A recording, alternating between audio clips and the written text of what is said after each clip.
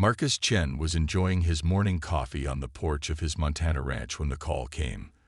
The former military officer turned xenobiologist nearly spilled his drink when he saw who was calling: the Earth's Interspecies Relations Department. "Mr. Chen," the stern voice said through his communicator, "you have been selected for a special assignment." Marcus sat up straighter, his military training kicking in. "What kind of assignment?" "You will be hosting a Zexian citizen as part of our cultural rehabilitation program." Inside a gleaming silver building on the Zexian homeworld, Kira stood before the High Council. Her purple skin seemed pale under the harsh lights as 9 elderly Zexians looked down at her from their raised platform. Their long, pointed ears twitched with disapproval. "Kira, daughter of Supreme Diplomat Zorn," the head counselor's voice boomed through the chamber. "You stand accused of spreading dangerous ideas about humans. You claim they are not savages but equals worthy of our respect. How do you plead?" Kira lifted her chin, her silver eyes flashing. "I stand by what I said. Humans have achieved great things.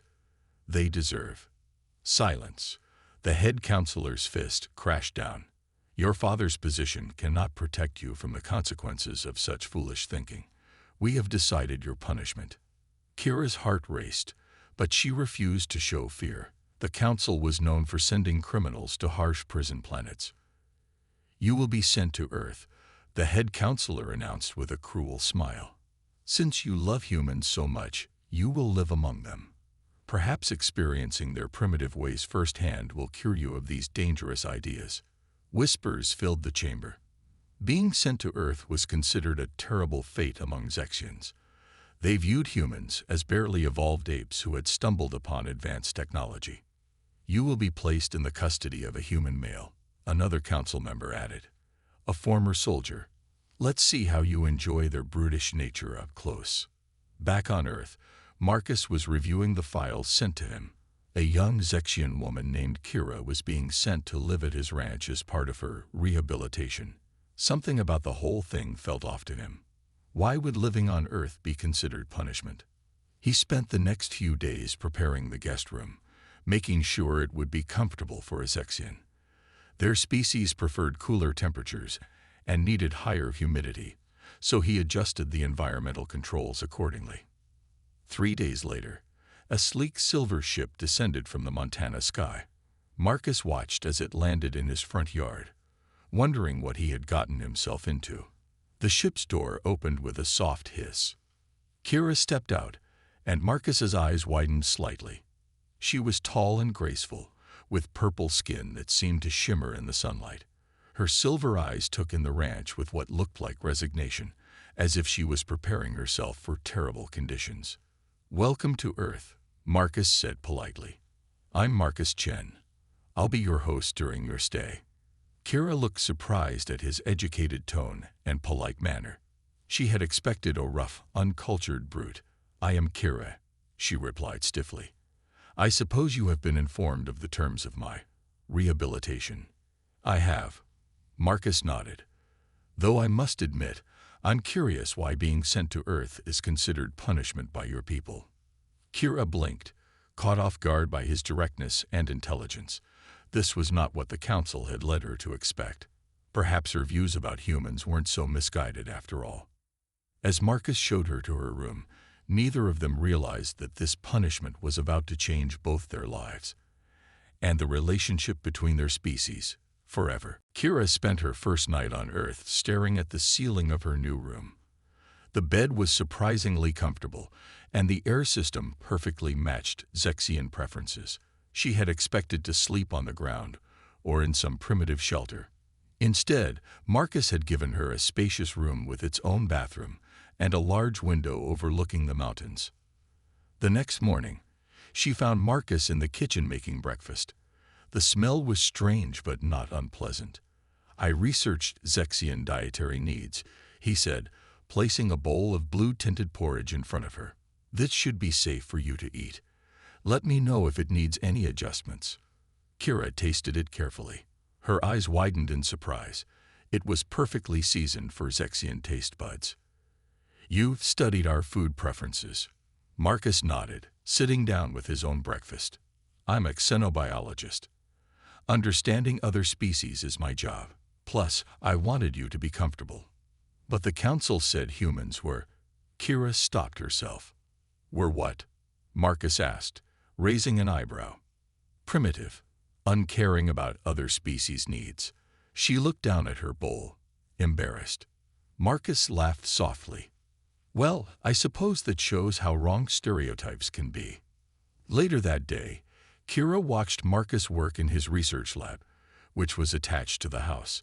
He was studying the communication patterns of various alien species, trying to find universal elements that could improve interspecies understanding. Would you like to help? He asked, noticing her interest. Your insights about Zexian communication could be valuable. Kira hesitated. Working with a human wasn't part of her punishment, but curiosity won out. What do you want to know? Hours passed as they discussed Zexian body language and vocal patterns. Marcus took detailed notes, asking intelligent questions that showed real understanding. Kira found herself enjoying the conversation, almost forgetting this was supposed to be a punishment. Their peaceful routine was interrupted that evening when a sudden storm hit the ranch. Kira had never seen anything like it. Lightning split the sky, and thunder shook the windows. On Zexia, weather was carefully controlled. Are we in danger? She asked, trying to keep her voice steady as another thunderclap boomed. Marcus shook his head. The house has weather shields, but if it would make you feel better, we can go to the basement until it passes. In the cozy basement, Marcus made them both hot drinks and explained Earth's weather patterns. Kira found herself relaxing as she listened to his calm voice, describing how storms helped maintain Earth's ecological balance. You know, she said suddenly, on Zexia, they tell stories about how humans destroy everything they touch. But you seem to understand and work with nature, not against it. Humans have made plenty of mistakes, Marcus admitted. But we're learning. That's one thing about humans. We never stop trying to do better. A comfortable silence fell between them. Kira thought about how different Marcus was from what she'd expected. He was intelligent, considerate, and genuinely interested in understanding her culture. The council had met this assignment to punish her, to prove humans were savage. Instead, it was proving everything she had believed about humans being worthy of respect. As the storm raged outside, Kira realized something was changing inside her too. She wasn't just tolerating her time on Earth anymore. She was starting to appreciate it, and maybe even the human she was sharing it with. Marcus, she said softly, thank you for making me feel welcome here. He smiled, and for the first time since arriving on Earth, Kira felt like maybe this punishment wasn't really a punishment at all. 2 weeks had passed since Kira's arrival on Earth. She sat in Marcus's research lab, helping him organize data about different alien species' social behaviors. The work fascinated her. She had never realized how much humans knew about the galaxy's many cultures. Look at this, Marcus said, pointing to his screen. The way Zexians use their ear movements to show emotions is similar to how the Andorians use their antennae. There might be a universal pattern here. Kira leaned closer, her silver eyes scanning the data. That's interesting. On Zexia, they never taught us about such connections between species. Their conversation was interrupted by an urgent alert on Marcus's communication device. His face turned serious as he read the message. There's a forest fire approaching from the west, he explained. We need to help evacuate the wildlife research station in the valley. Kira felt fear grip her chest. A fire? Can't you control it with weather machines like we do on Zexia? Earth's ecosystem is more complex, Marcus said, grabbing emergency supplies. Sometimes we have to work with nature rather than control it. Will you help me? Kira hesitated only for a moment before nodding. Together, they drove Marcus's hover vehicle to the research station. The sky was turning orange with smoke, and Kira could feel the heat even through the vehicle's shields. At the station, they found 3 human scientists struggling to save their research and the injured animals they were treating. Without thinking, Kira jumped in to help. Her Zexian strength, greater than a human's, proved invaluable as they moved heavy equipment and animal cages. The fire's changing direction. One scientist shouted, "We need to move faster." Marcus organized their evacuation with military efficiency. Kira watched in amazement as he stayed calm under pressure, making sure everyone, including the animals, was safe. This wasn't the behavior of a primitive species. This was courage and compassion in action. As they worked, Kira remembered something her father once said. Humans are too emotional, too chaotic to be trusted. But here she was, watching humans risk their lives to save animals and scientific research that could benefit all species. The evacuation took hours. By the time they finished, everyone was exhausted and covered in soot, but safe. They watched from a distance as firefighting ships battled the blaze. Back at the ranch, Kira helped Marcus clean and store the rescued equipment. Her arms ached, but she felt proud of what they'd accomplished. "Thank you," Marcus said suddenly. "We couldn't have done it without your help." Kira felt her ears warm with pride. "I learned something today. On Zexia, they say humans are too primitive because you can't control your planet's nature. But I saw how you adapt, how you work together in a crisis. Maybe that's not primitive. Maybe that's strength." Marcus smiled, wiping soot from his face. Every species has different strengths. Humans might not be able to control nature like Zexians, but we've learned to be resilient, to help each other. That night, as Kira prepared for bed, she looked at her reflection in the mirror. She was different from the angry, scared Zexian who had arrived on Earth as punishment. Working alongside Marcus, seeing his kindness and intelligence was changing her. She was starting to see humans, and herself, in a new light. She touched the communicator that could connect her to her father on Zexia. Maybe it was time to share what she was learning about humans, not as savages who needed to be avoided, but as people who deserved to be understood. The Council had sent her to Earth to cure her of her pro-human ideas. Instead, they had given her the chance to prove those ideas right. 1 month into Kira's stay on Earth, an urgent message arrived from Zexia. Marcus found her staring at her communicator screen, her purple skin paler than usual. "What's wrong?" he asked, setting down his morning coffee. "The anti-human groups on Zexia." Kira's voice trembled. "They're using my punishment as propaganda. They're saying that even a diplomat's daughter had to be sent away because humans are too dangerous to work with." Marcus sat down beside her. "Can they do that? Use your situation like that?" "They're twisting everything." Kira clenched her fists. "They're saying I'm being kept in terrible conditions, treated like a prisoner. That humans are." She stopped, looking at Marcus with worried eyes. "That we're what?" Marcus asked gently. "That you're torturing me with primitive living conditions and cruel treatment." Kira stood up and paced the room. "I have to respond. I have to tell them the truth." Marcus nodded. "Then let's write a response together. We can show them what life here is really like." They spent the morning drafting a message. Marcus helped Kira find the right words to describe her experiences without sounding defensive. She told about the research they did together, the way humans had helped during the forest fire, and how much she was learning about Earth's culture. As they worked, the doorbell rang. Marcus opened it to find Sarah Miller, the town's doctor, standing there. "Marcus, we need help," she said urgently. "There's been an accident at the mining facility. We have injured workers, and the closest medical ship is 2 hours away." Without hesitation, Kira stepped forward. "Zexians have advanced medical knowledge. I can help." Marcus watched as Kira rushed to the mining facility with Dr. Miller. Inside, several workers lay injured from equipment malfunction. The local medical team was overwhelmed. Kira moved quickly between patients, her knowledge of xenobiology helping her understand human medical needs.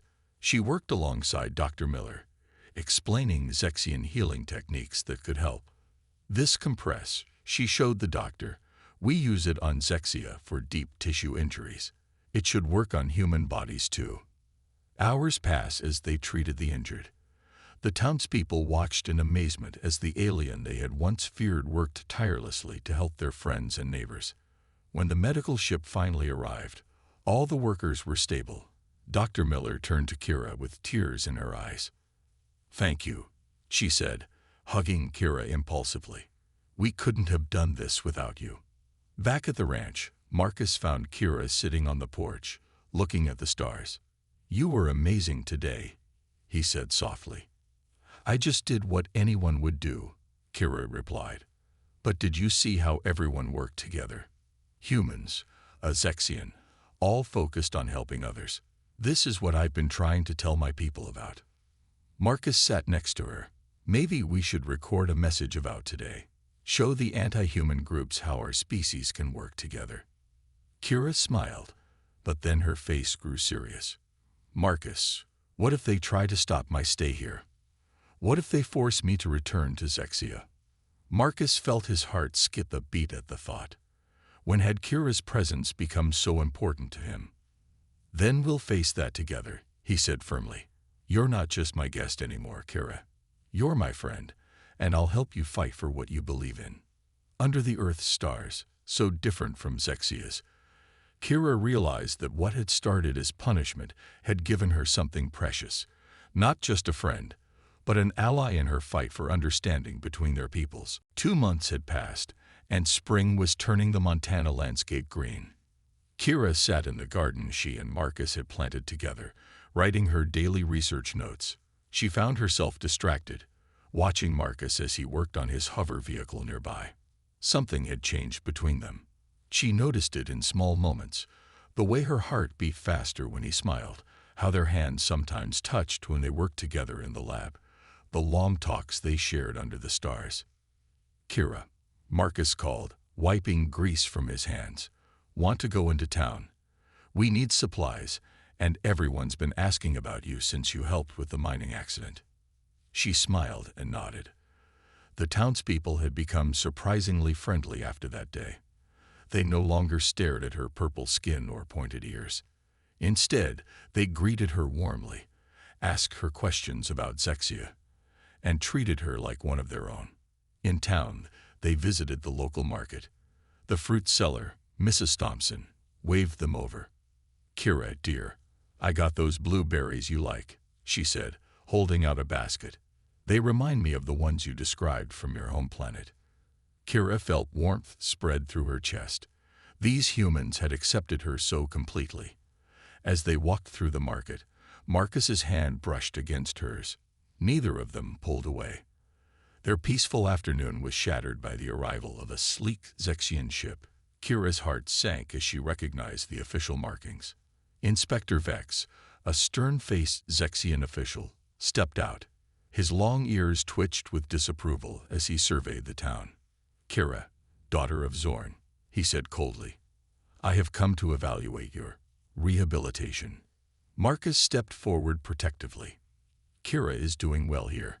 She's contributing to important research and—" "Silence, human," Vex snapped. "This is a Zexian matter." But Kira had changed from the scared young woman who had arrived on Earth. She moved to stand beside Marcus. "No," she said firmly. "Marcus has every right to speak. He's not just my host. He's my partner in research and—" She hesitated, then added softly, "and more." Vex's eyes widened in horror. "You cannot be serious. A relationship with a human. This is worse than we feared. You've gone native, abandoned your superior heritage."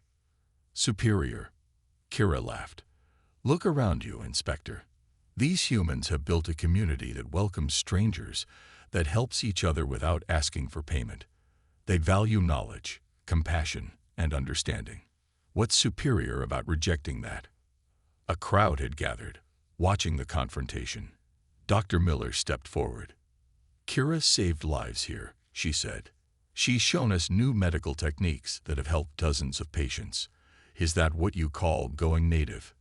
Other townspeople joined in, defending Kira and her contributions to their community. Marcus watched proudly as the woman he had grown to care for stood her ground. Vex's face darkened with anger.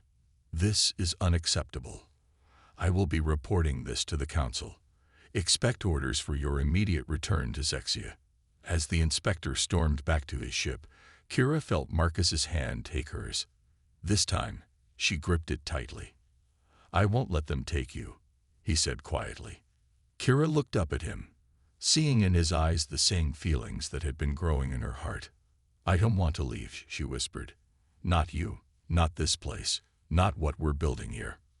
Around them, the townspeople offered words of support and promises to help. What had started as punishment had become something beautiful, not just between her and Marcus, but between two worlds. As they walked home hand in hand, Kira knew they would face challenges, but for the first time in her life, she was ready to fight for what she believed in, and for who she loved. A week after Inspector Vex's visit, Marcus woke to the sound of multiple ships landing near his ranch. He found Kira already at the window, her face pale as she watched 3 elegant Zexian vessels descend from the morning sky. It's my father, she whispered. Supreme Diplomat Zorn. Marcus quickly dressed and joined her outside. The ship's doors opened with a dramatic hiss, revealing a tall, distinguished Zexian male flanked by guards. Zorn's silver eyes, so like his daughter's, swept over the ranch with obvious distaste. Kira, he called out, ignoring Marcus completely. I've come to end this farce and take you home. Kira stepped forward, her head held high. Father, this isn't what you think. Let me show you. Show me what? Zorn interrupted. How you've disgraced our family by consorting with. He glanced at Marcus. Primitives. Marcus felt his anger rise, but kept his voice calm. Sir, with respect, you don't understand what's happening here. Kira has done amazing work. You dare address me? Zorn's ears flattened in anger. Guards, collect my daughter's belongings. No. Kira moved to block the guards. Father, you taught me to be a diplomat. You taught me to seek truth and understanding. That's exactly what I've been doing here. By falling in love with a human. Zorn spat the words. Kira didn't flinch. Yes, because Marcus showed me that everything we believed about humans was wrong. They're not primitive. They're different, and their differences make them strong. Just then, several vehicles approached the ranch. Marcus recognized Dr. Miller's car leading the group. The townspeople had come to support them. Dr. Miller stepped forward, addressing Zorn directly. Supreme Diplomat, I'm Dr. Sarah Miller. Your daughter saved many lives in our town. She's been instrumental in developing new medical techniques that combine Zexian and human knowledge. Would a primitive species be capable of such collaboration? Other townspeople shared stories of how Kira had helped them, how she had bridged the gap between their species. Zorn's expression slowly changed from disgust to confusion. Father, Kira said softly, taking Marcus's hand. Come inside. Let me show you my research. Let me prove to you that this punishment became the greatest gift you could have given me. Marcus watched as Kira led her father into his lab. For hours, she showed him their work, the studies on interspecies communication, the medical breakthroughs, the cultural exchange programs they had designed. You see, Father, Kira's eyes shone with passion. Humans don't try to control everything like we do. They adapt, they learn, they grow. And they taught me to do the same. Zorn stood silently for a long moment, looking between his daughter and Marcus. Finally, he spoke. You truly believe in this, don't you? In them. In him. I do, Kira said firmly. And if you force me to return to Zexia, you'll be proving that we're the primitive ones, too afraid of differences to see the value in them. The Supreme Diplomat's shoulders sagged slightly. You sound like your mother. She also saw things differently. He turned to Marcus. You've protected my daughter, cared for her. Marcus met his gaze steadily. I love her, sir, and I'll spend my life helping her build bridges between our peoples, if she'll let me. Outside, the sun was setting over the Montana mountains. The townspeople waited anxiously for news. Inside the lab, A father faced a choice between tradition and his daughter's happiness, between old prejudices and new possibilities. Zorn looked at the research one more time, then at his daughter's determined face. The decision he would make next would change not just Kira's life, but the future of human-Zexian relations forever. Supreme Diplomat Zorn's decision shocked everyone. Instead of forcing Kira to return home, he decided to stay on Earth for a week to observe her life there. Now, 3 days into his visit, he sat at Marcus's kitchen table, watching his daughter explain Earth's weather patterns to a group of visiting school children. And that's why Earth doesn't control its weather like we do on Zexia, Kira told the fascinated children. They work with nature instead of trying to control it.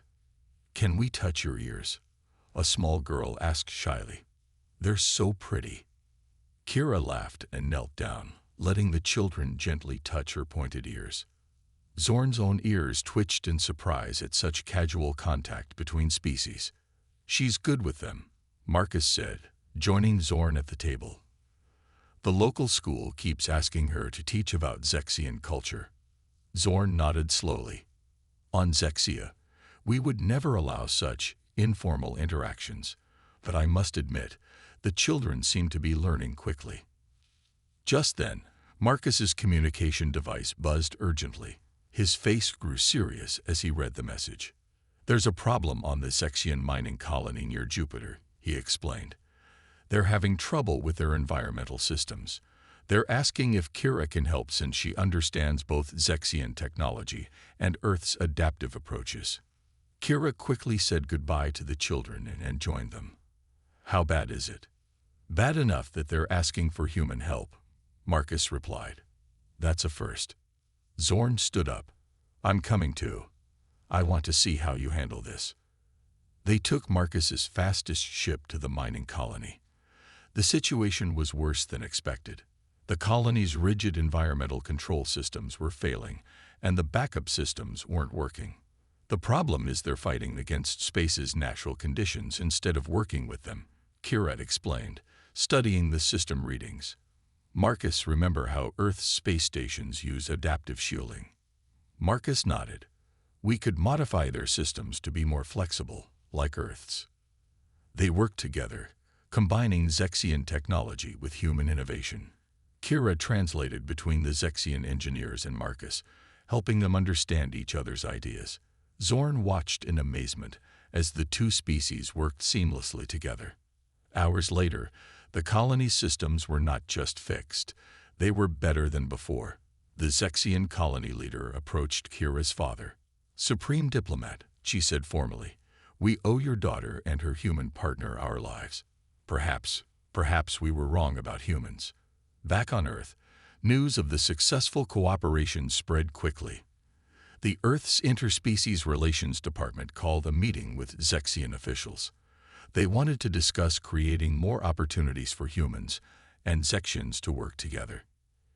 You see, Father, Kira said as they watched the sunset from Marcus's porch. What started as punishment has become a chance to bring our peoples together. Zorn looked at his daughter, seeing not the rebellious girl he had sentenced to Earth, but a strong woman who had found her purpose. The Council won't like this, he warned. They'll resist any major changes in our relationship with humans. Then we'll prove them wrong, one step at a time, Marcus said, taking Kira's hand.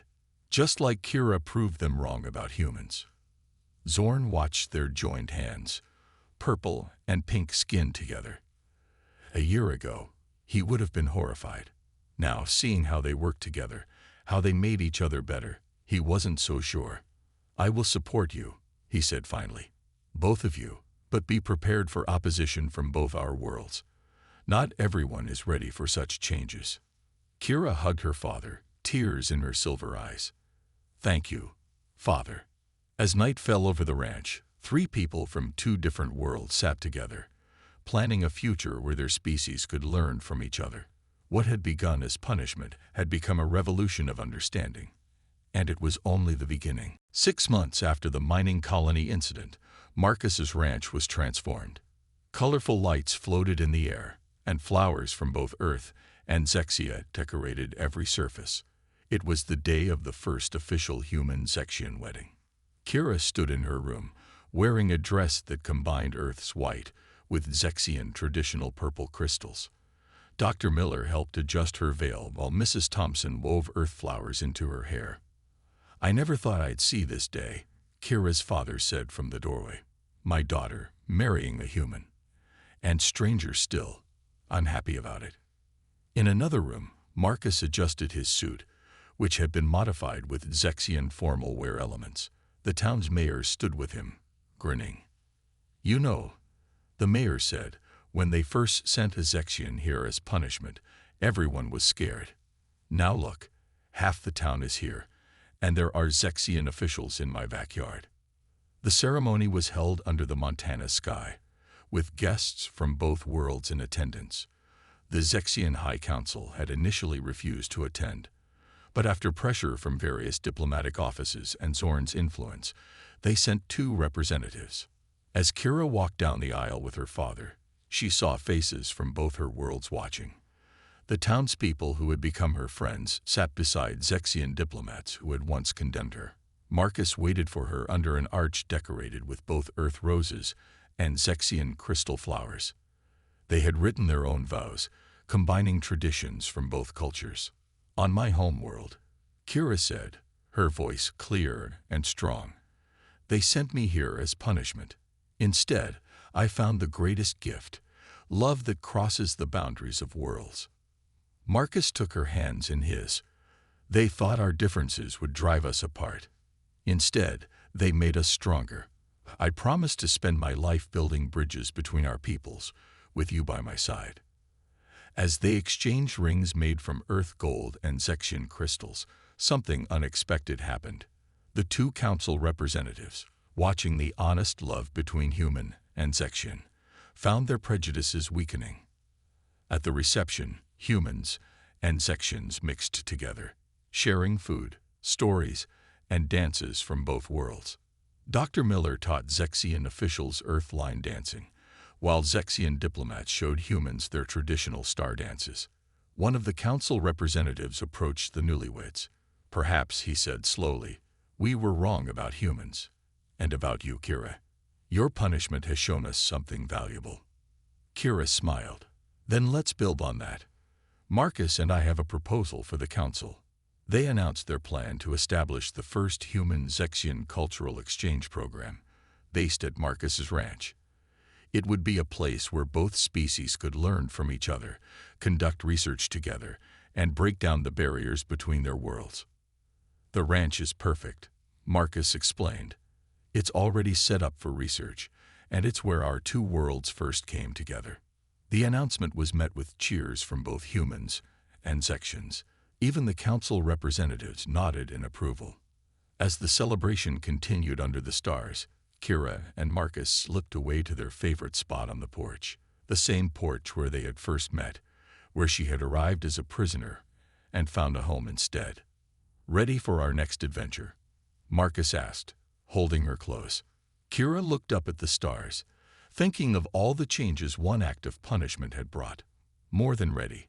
We're going to change the galaxy, you know." "One wedding at a time," Marcus laughed. Above them, Earth's moon and a visiting Zexian ship shone together in the night sky. Different, but equally beautiful. Just like the love between a human and a Zexian that had started as punishment and ended up changing 2 worlds forever. The end.